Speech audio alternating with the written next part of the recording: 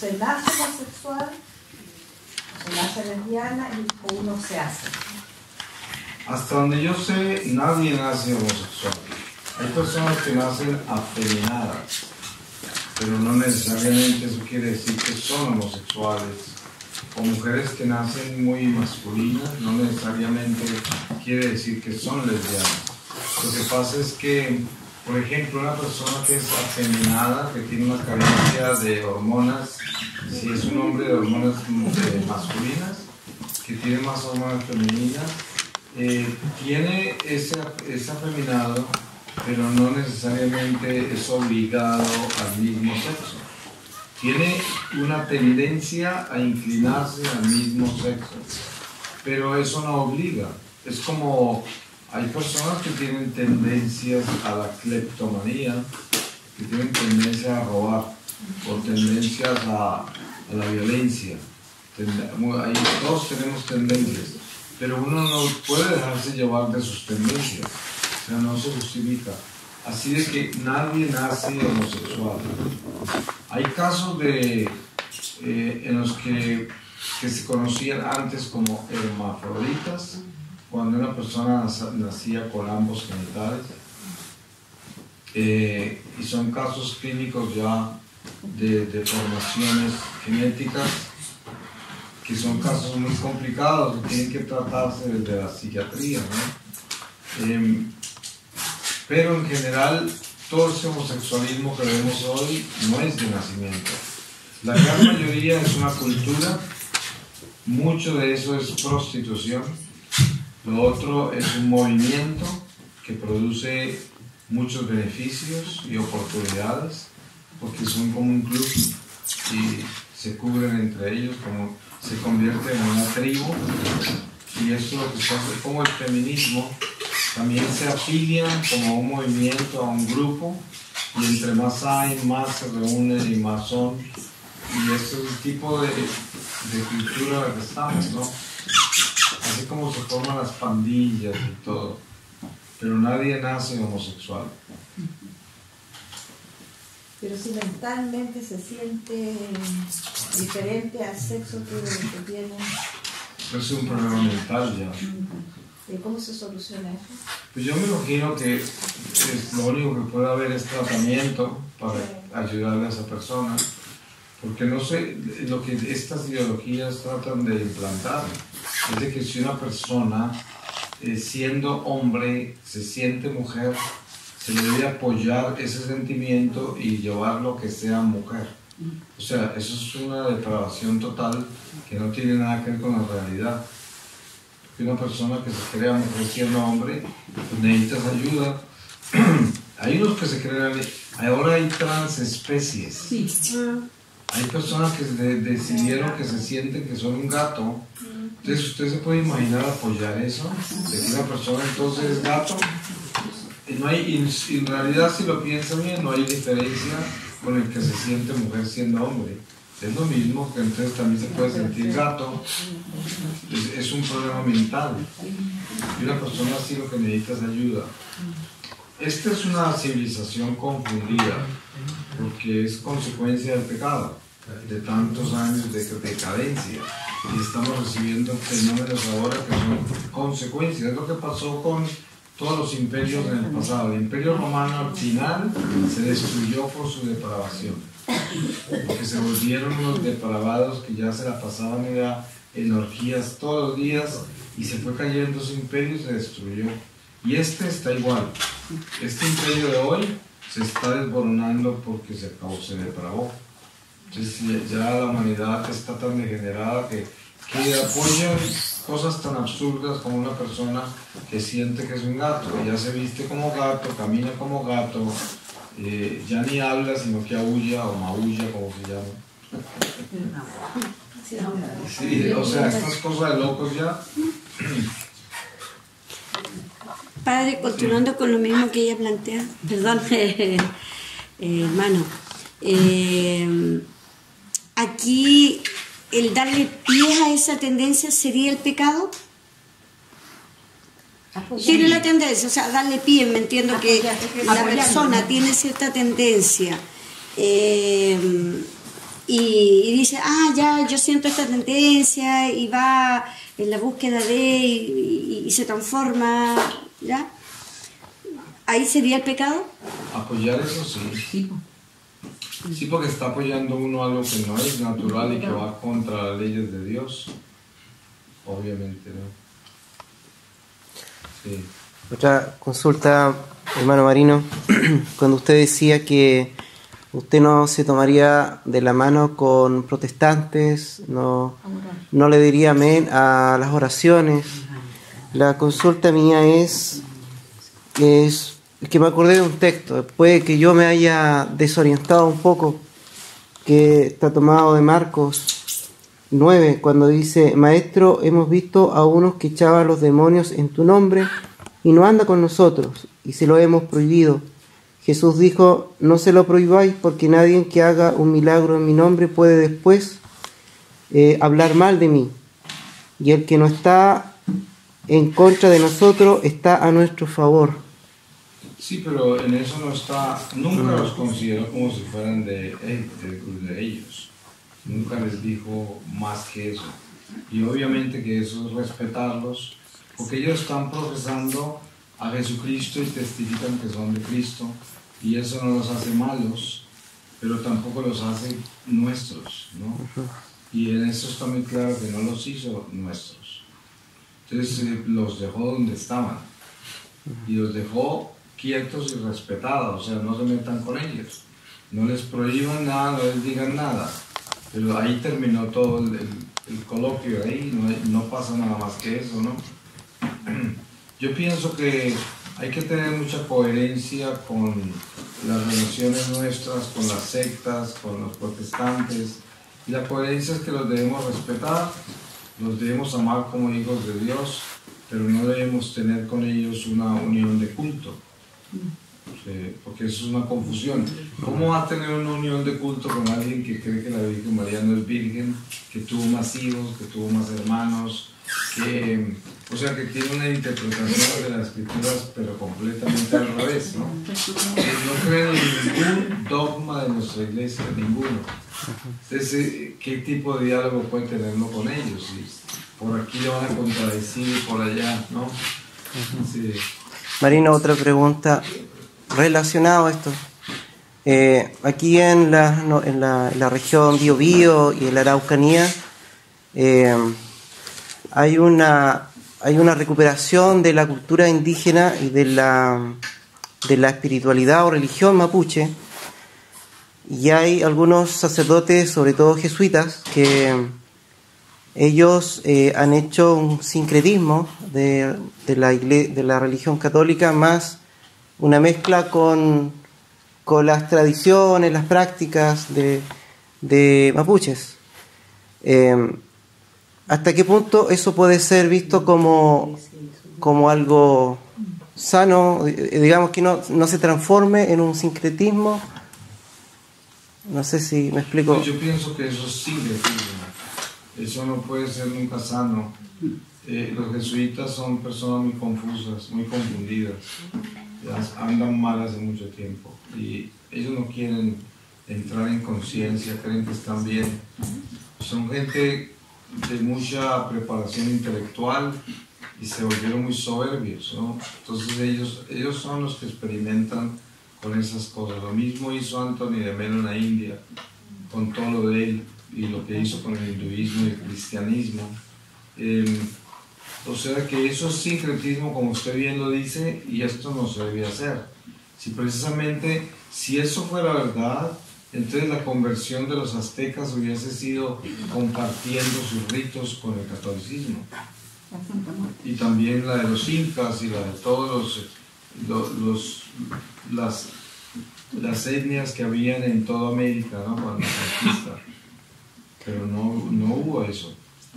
Cuando la Virgen de Guadalupe se presenta como una imagen indígena y ella hablando el idioma mapuche, perdón,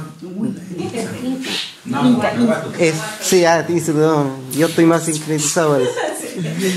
Eso es ecumenismo, ¿cómo podríamos llamar eso? No, porque es que ella vino y les habló en su propio lenguaje a los indígenas porque no iban a entender otro lenguaje. Se comunicó con ellos en su lengua y les trajo en su manto una simbología en la cual ellos entendían que el catolicismo no era una amenaza contra ellos, que el catolicismo entendía su lenguaje. Y ella les habló en su lenguaje y les trajo una simbología en el manto que reflejaba lo sagrado de ellos. Pero ellos fueron bautizados. Precisamente el número de indígenas que fue convertido al catolicismo a través de la Virgen María equivalía al mismo número que de protestantes que se fueron del catolicismo en Europa, al mismo tiempo con la aparición. O sea, exactamente al mismo tiempo que se convertían todos los indígenas en México, era el mismo número que se estaba yendo a la Iglesia Católica en Europa con Lutero, Calvino, Enrique VIII. Entonces ahí había un movimiento especial del Espíritu Santo. Pero los indígenas, ninguno trajo sus cultos a la Iglesia Católica. Ellos fueron evangelizados y se les entregó la fe total, tal como era. Y lo que ellos hacían y practicaban, ya no lo practicaron más. Eran cultos de muerte. Sí. Gracias. Sí. A mí me queda una duda referente a los anglicanos que usted dijo que no le daría la mano ni... Resulta que la Iglesia Católica acá en Chile reconoce el bautismo de los anglicanos. Se completa el rito, pero no tienen gran problema para ingresar a la Iglesia Católica. Sí, es que la Iglesia, por ley canónica, reconoce a todo cristiano bautizado como bautizado y no lo vuelven a bautizar. Si se pasa a la Iglesia Católica, simplemente le dan la primera comunión y la confirmación, pero le aceptan su bautismo. Sí. Lo mismo que el matrimonio. Sí. Cuando un protestante está casado, lo consideran el matrimonio y ya no lo vuelven a casar. No, de acuerdo, pero es exactamente una O sea que eso no se toca, son cosas sagradas. Yo lo que cuando digo no le doy ni la mano, lo que estoy hablando yo es de que yo no comulgo con sus cultos. Ya, de acuerdo. Por eso se dice que yo estaba hablando de una reina escocesa que decía no le digo amén a sus oraciones. No fue a lo que yo dije, fue a lo que ella dijo antes de morir, ¿no? Se lo dijo a un anglicano. Y mi experiencia con los protestantes ha sido muy delicada, ¿no? Porque yo he estado en batallas con ellos que se han robado mucha gente de la iglesia con mentiras, calumniando a la iglesia católica y persiguiéndola y haciendo cosas muy sucias, ¿no? Entonces yo he tenido enfrentamientos con ellos graves, tanto aquí como en África, como pues en Latinoamérica sobre todo, y pues reconozco ese espíritu protestante, porque es un espíritu de apostasía. Marino, vi un video suyo, pero que no está muy bien grabado, cuando fue a Bolivia, y usted hablaba de los ovnis como una distracción del demonio. Y hay gente que lo ve como el estudio, como la ufología como una ciencia. La ufología no es una ciencia y los extraterrestres de los que ellos hablan son demonios. En el Apocalipsis habla San Juan de los demonios que fueron esparcidos por el universo, ¿no? Y las personas que practican ocultismo, ufología y todos esos tratados esotéricos, el demonio les hace ver lo que él quiere. Esa gente realmente ha visto platillos y ha visto extraterrestres. Si ustedes ven lo que ellos pintan de lo que vieron, pues se ve que son demonios con toda claridad. Yo nunca he visto un extraterrestre pintado que sea hermoso. Son unos demonios, son unas figuras horribles. Y esto es lo que ven las personas que andan en ese tipo de cosas. Lo mismo pasa con los satánicos. Ellos tienen visiones de espíritus, y los espíritus que ellos ven siempre son monstruosos, porque son demonios, los demonios son monstruosos. Sí. Pero eso de la ufología, pues es un tratado pero esotérico. Bueno, la nueva era ha traído todo esto, porque aquí en Chile la confusión, dicen que yo creo que es uno de los países que más sectas tiene. Sé que en el Conservador de Bienes Raíces van a inscribirse todos los días distintas iglesias, porque las sectas se pelean entre ellos y forman otra iglesia, le sacan un nombre, una S o una Z, no sé, y es absolutamente legal. O sea, la ley aquí en Chile permite que si yo me junto, aquí juntamos nosotros 3 y formamos una iglesia. Vamos, lo inscribimos y hacemos todos los papeles y está listo. Hacemos una casita y nos ponemos a predicar. Eso en Chile se permite. Y por eso hay una cantidad impresionante. Libertad y, claro, de Brasil han llegado una que pare de sufrir, la otra la Iglesia Mundial, Universal. Que son iglesias, es como, a ver, ellos tienen una meta, buscan chiquillos más o menos buenos mozos, jóvenes, y les dice que tienen una meta, que tienen que llegar a tal cantidad de dinero. Entonces le pide a la gente que vaya, que tiene que pedir que de acuerdo al dinero que da, Dios lo escucha. Y un día le entregan tierra de Jerusalén, que es tierra de afuera del jardín. Otro día sal del Mar Muerto, porque nada es total. Y así tienen engañada a la gente, y la gente engañada va y da cantidad de dinero, incluso porque no es poco lo que piden, mucho dinero. Y la gente lo da. Lo que pasa es que nosotros vivimos en un mundo supersticioso por el pecado original. El ser humano tiene una tendencia a la magia, a la superstición, a buscar poderes, a buscar formas de realizar sus sueños y todo eso. En la Iglesia Católica no encuentran eso, porque no va a encontrar un sacerdote prometiendo cosas raras ni tratando de sacarle dinero a la gente. Habrán algunos sacerdotes corrompidos por ahí con el dinero, pero eso no es común. Normalmente nuestra iglesia no se ampara en esas cosas ni predica eso. Entonces se van para donde sí hacen eso, porque se van detrás de la superstición y buscando poderes, y dan todo con tal de recibir lo que les están prometiendo. O sea que ahí ni siquiera son esos pastores los culpables, es la misma gente que está buscando esas cosas. Y ellos son así de jugadores que así entran en el azar de la vida, confiando que lo que les está prometiendo el otro es verdad. Eso no es ninguna diferencia con los que van donde los brujos, los que van donde los adivinadores. Es lo mismo todo eso, todo es lo mismo. Y por eso se ven cosas tan absurdas en esas sectas y gente haciendo cosas tan absurdas. Yo he visto cosas tan absurdas como una pastora que se tira al suelo y que dice que no se despierta hasta que no le echen suficiente dinero encima.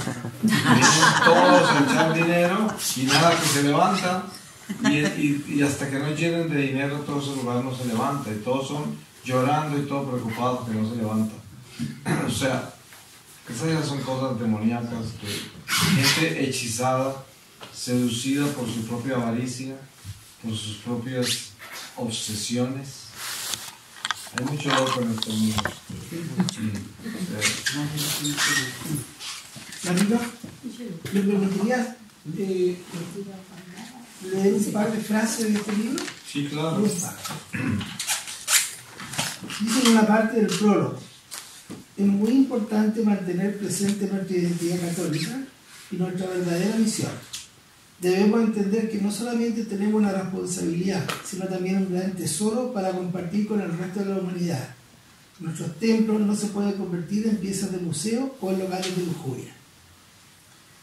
Luego, dice, si bien es cierto que la Iglesia Católica siempre estará al remanente de Dios, que está compuesto por sacerdotes, religiosos, religiosas y laicos santos y comprometidos en el sentido verdadero de la palabra. Recordemos que estamos viviendo una de las crisis más grandes con relación a la inmoralidad y a la desobediencia que se ha apoderado de muchas áreas del clero y de la vida religiosa. El quehacer con respecto a esto es una de las razones por las cuales he escrito este libro. Y aquí entro la parte final para hacerle la consulta, más que una consulta, una opinión. Al final de las conclusiones, dice, vivimos en un mundo que tiene a intimidar a aquellos que son llamados por Dios para proclamar su reino. Es muy importante saber que cualquier obra de Dios va a encontrar persecución, ser de Cristo y proclamar un reino entre los hombres, es decir, estar crucificado por Él, seguir el camino de la cruz, podría significar hasta rechazo. Entonces, recibí un mensaje de una prima monja de Puerto Montt que dice: ni todos los pecados juntos de una ínfima minoría del clero hará que pierda jamás mi orgullo de pertenecer a la iglesia que Cristo fundó. Si la iglesia está enferma, yo quiero ayudar a curarla, porque formo parte de ella. Luego dice, entre comillas, tú eres Pedro y sobre esta piedra edificaré mi iglesia. Mateo 16, 13, 20. Yo soy católico. Entonces, en relación a la última frase del prólogo, que dice, Jesús primero llamó a sus discípulos y luego procedió a enviarlos. En ese grupo de enviados estamos todos nosotros. Si queremos despertar y cumplir con nuestro deber como hijos de Dios y miembros de su iglesia, debemos tomar la rienda de esta nueva evangelización. Entonces, quiero hacerle una consulta y quiero pedir un favor. La primera consulta es, si usted sabe si en Chile este movimiento de la nueva evangelización que comenzó en Europa y que hoy día es de la iglesia, si usted sabe si acá en Chile hay gente que esté proclamando este tema que me apasiona. Esa es la consulta. Y el favor es que nos hablen un poco de la ética de los católicos para defender esta iglesia que está hoy día. No, usted estaría. La iglesia católica nunca va a morir. ¿Me entendió? Sí. Bueno, lo primero de la nueva evangelización, como usted correctamente dice, se inició en Europa para pues evangelizar todo ese catolicismo que se desbandó con el materialismo en Europa y se creó esa nueva evangelización. Luego en Aparecida, en Brasil, la iglesia decidió que la nueva evangelización era para todos los católicos, porque el problema era mundial, no era solo de Europa. Y todas las conferencias episcopales del mundo recibieron ese mensaje. Obviamente que la recibió también la conferencia episcopal chilena, porque allá estaban en Aparecida. Y todos traen el documento de Aparecida, que es esa nueva evangelización en la pastoral de todas las diócesis del país. Y es una misión en que la iglesia está hace muchos años ya, especialmente después de Aparecida. Y seguramente que si aquí no es muy conocido y muy popular es porque no han obedecido, no lo han hecho. Pero en realidad ese es un llamado de la iglesia en estos momentos. Nosotros, como comunidad de peregrinos del amor, somos una comunidad de la nueva evangelización. Porque eso es lo que hacemos, nosotros viajamos todo el tiempo renovando la fe en las personas, despertando a la gente hacia la grandeza de nuestra iglesia, enfocando a la gente hacia Cristo para que se puedan defender de los cambios de este mundo, de la decadencia del clero, los pecados que hay en la iglesia, y se puedan prender de Jesús, ¿no? Y esa es como la nueva evangelización, es un invitar al católico a que se acerque más a Dios y se prenda más de la realidad del Evangelio que es Jesucristo y no de los hombres, ¿no? porque así vamos a perder la fe. Lo otro, pues, ¿cuál fue la segunda? Ya se me olvidó. El tema de la ética, pero antes de eso, abrocharlo un poco para no desviarnos del tema. La ética, sí. Sí, pero antes de eso, Raúl Silva Enrique decía, al final del año 72, que los católicos, en base a esta nueva evangelización, no les bastaba con ir a la iglesia, no les bastaba con estar rezando diariamente ni con comulgar todos los días, que la iglesia estaba en las poblaciones, en el campo, en el pueblo, y que había que salir a evangelizar y a enseñar la palabra de Dios, la misma que nos habían enseñado nuestros padres. ¿Usted está de acuerdo con eso? Sí, claro, porque es que debemos regresar al catecismo, y el catecismo es el contenido de toda nuestra doctrina, y eso es lo que no se predica hoy. Tenemos un nuevo evangelio siendo predicado desde el púlpito, porque muchos sacerdotes andan en pecado y acomodan el evangelio a su propia vida, y la vida que llevan no es buena. Entonces por eso aparece todo este liberalismo en el clero, aparecen personajes como los jesuitas que hacen cosas tan raras, pero cuando uno va a mirar en qué andan, mucho homosexual, muchos están con el dinero, otros con cosas que no son buenas, ¿no? Llevan una vida libertina, muy decadente. Ya no son sacerdotes, ya no son católicos, son, como tienen tanto dinero, pueden darse el lujo de quedarse con sus empresas, ¿no? Y por eso hacen tantas cosas raras. La ética del católico, yo pienso que la palabra ética pues tiene una fórmula básica en la sociedad de respeto humano, ¿no? Y tenemos que tener cuidado cómo manejamos la palabra ética, el contenido, desde lo humano, sin que nosotros no perdamos el temor de Dios, porque la ética es importante de conservar en nuestra dignidad humana, porque es que la dignidad humana tiene ese contenido ético en todas sus formas.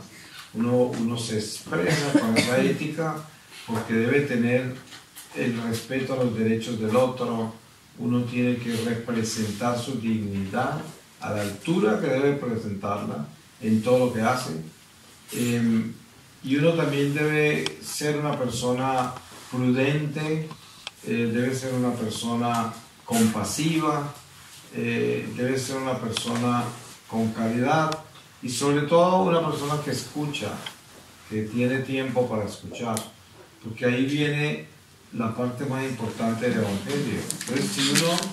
Entonces, la ética del católico tiene que tener dentro de sí esas características claras del Evangelio, que no se tiene ética para vigilar el respeto humano, sino que la ética se tiene para elevar la dignidad del hombre dentro de Jesucristo, ¿no? Eso sería lo mejor que pudiera compartirle, ¿no? Eso. Tengo otra pregunta, Marino. Bueno, yo reconozco que soy fan de ver sus videos, estoy suscrito, he tratado de verlos todos, pero son muchos. Bueno, hay uno que habla de la palabra de Dios, de la Biblia, y usted cuando habló de que hay católicos que por imitación evangélico subrayan la Biblia, lo usan como portador de documentos, de papeles, de aquella.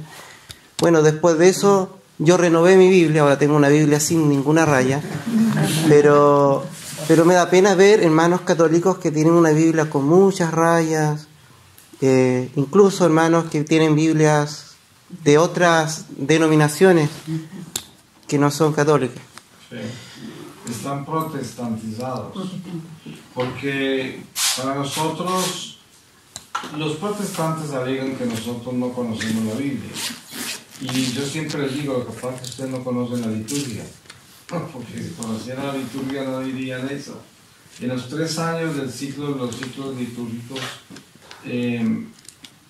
la iglesia se recorre las escrituras como nadie se las puede recorrer, y la enseñanza que hay desde el Antiguo Testamento, el salmista y el evangelista, es tan perfecta la forma en que la Iglesia la presenta que nadie tiene un estudio o conocimiento de la Biblia como nosotros.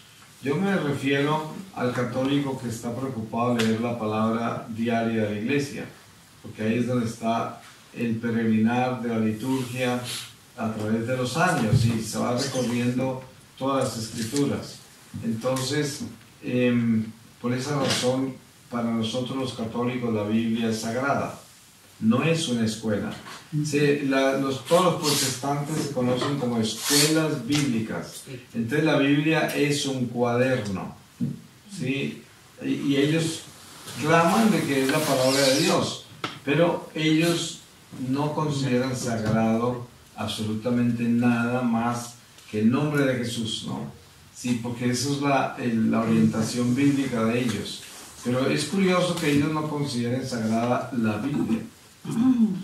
Si fuera sagrada no la convertirían en un cuaderno de notas, ¿no? Pero para nosotros la Biblia es sagrada y por eso no la rayamos, porque ese no es un libro cualquiera, ese no es un cuaderno. Ahora hay cuadernos bíblicos para estudio donde uno toma notas, pero eso es un cuaderno hecho para eso. Pero la Biblia en sí es sagrada, ¿sí? Y por eso todo el que no haga eso y haga lo otro es porque está protestantizado. Seguramente ha recibido clases bíblicas de un protestante, lo más seguro, ¿no? Sí. ¿Puedo?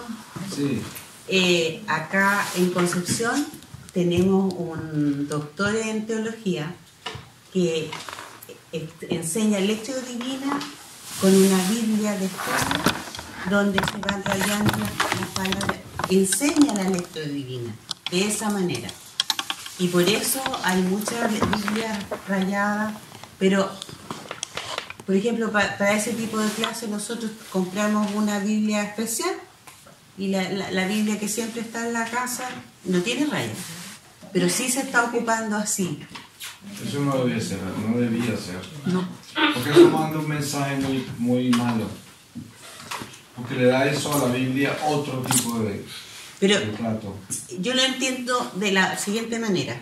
Si la gente que no conoce la Biblia y quiere entenderla, tiene que estudiarla. Y es la única forma que puedan, con esa metodología ha funcionado súper bien. Que escriban. Pues ¿por qué no pueden escribir en otro cuaderno de notas? ¿Por qué tienen que rayar la Biblia? Porque el profe le dice que lo hagan en la Biblia. Por eso el profe está mal. Claro. Ese profe está protestantizado, eso no está bien.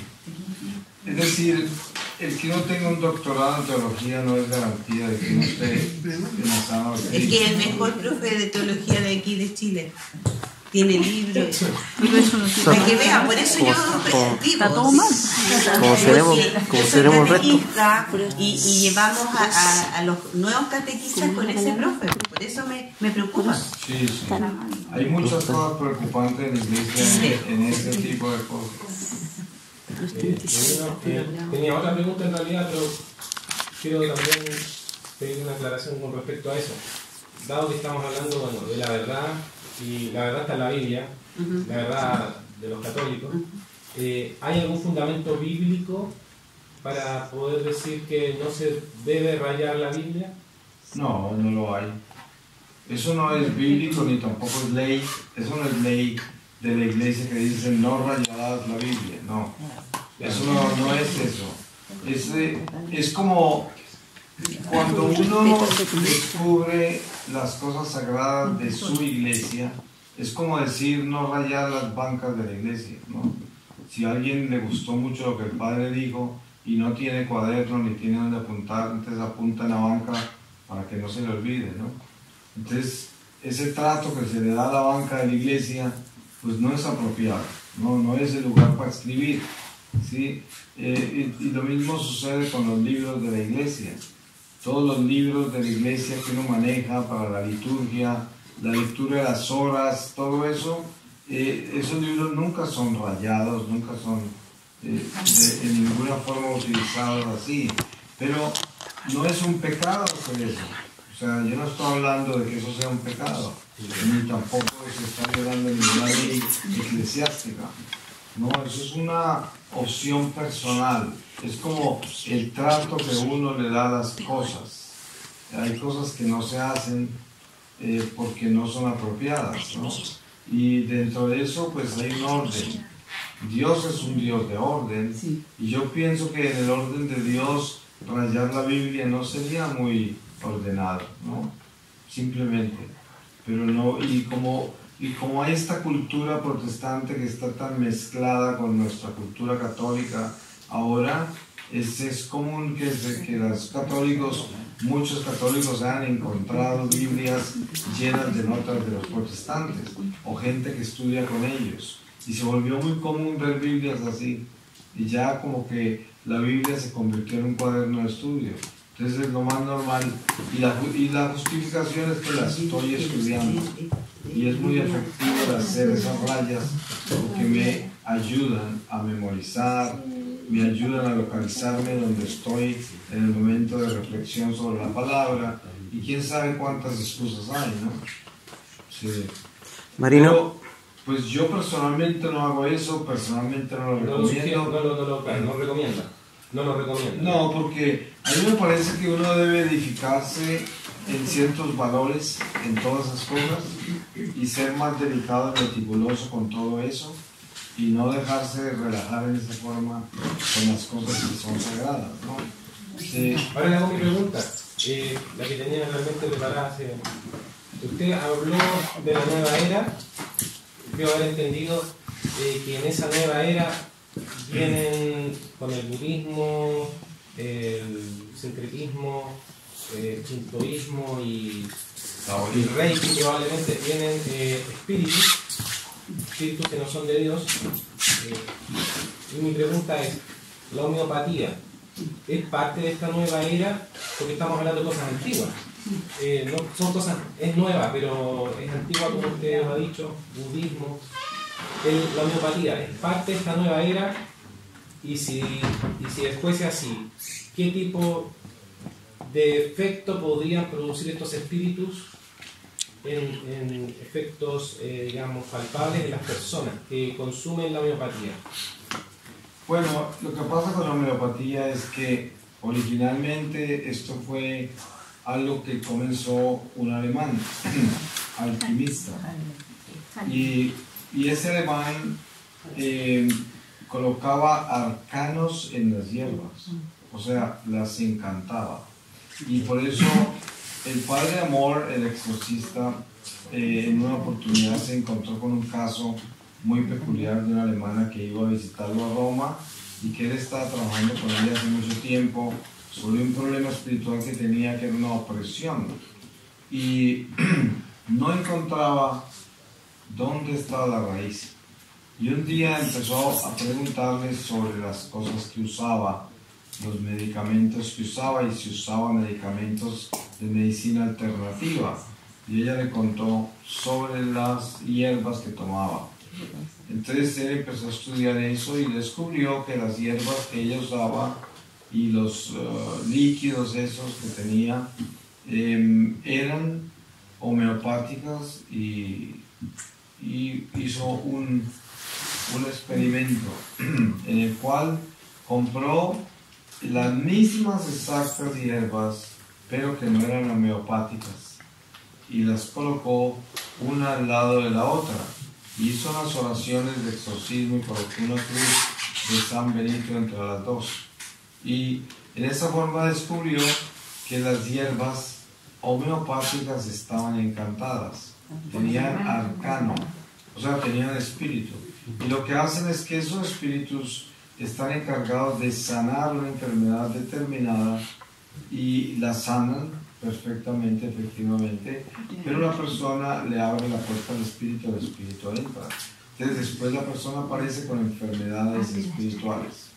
¿Sí? Enfermedades espirituales, no necesariamente físicas. No, sana las físicas a cambio del alma.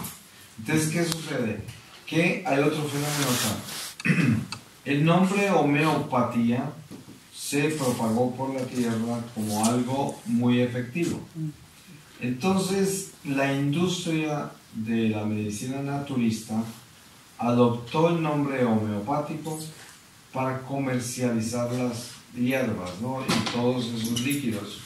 Entonces la gran mayoría de los medicamentos homeopáticos que hay en el mercado no son homeopáticos en sí, es decir, no traen la magia de su fundador. Oye, o sea que el funcionamiento de la homeopatía no tiene que ver necesariamente con el encantamiento que puede tener el producto, porque científicamente se analizan los componentes de la homeopatía y científicamente no tienen ningún elemento que pueda justificar el efecto que tienen.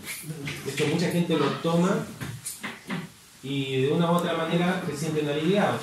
Exacto. Pero hay espíritu que funciona. Pero entonces hay mucha hierba comercial que se conoce como homeopática, pero en realidad no es homeopática.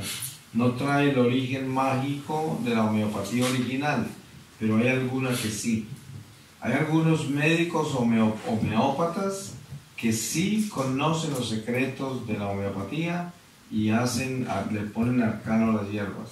Son mágicos, pero uno no va a saber cuál es cuál.